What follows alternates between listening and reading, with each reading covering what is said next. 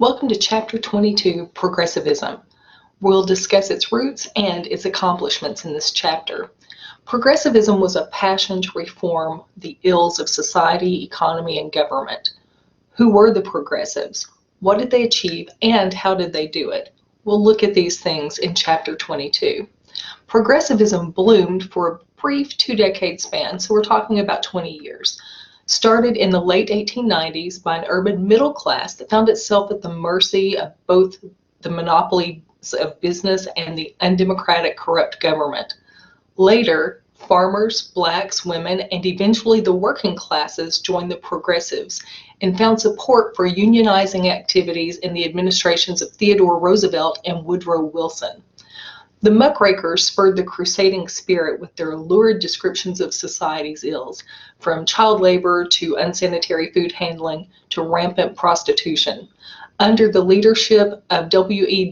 Du Bois and others, blacks crusaded for equal rights.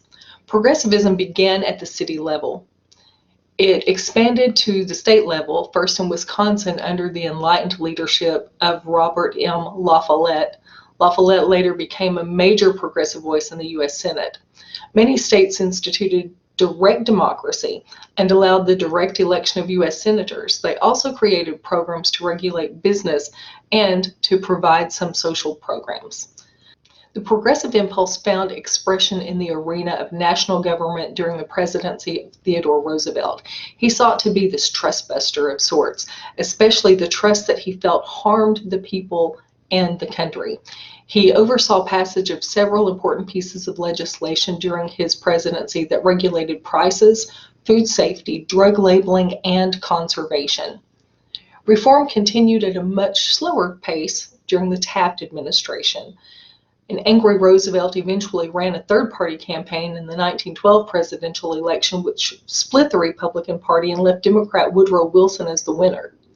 Wilson favored free enterprise and smaller government, but he did oversee the passage of several important pieces of legislation, including laws that lowered tariffs, created the Federal Reserve banking system, established and empowered the Federal Trade Commission, and replaced the weak Sherman Antitrust Act with a substantially stronger Clayton Antitrust Act.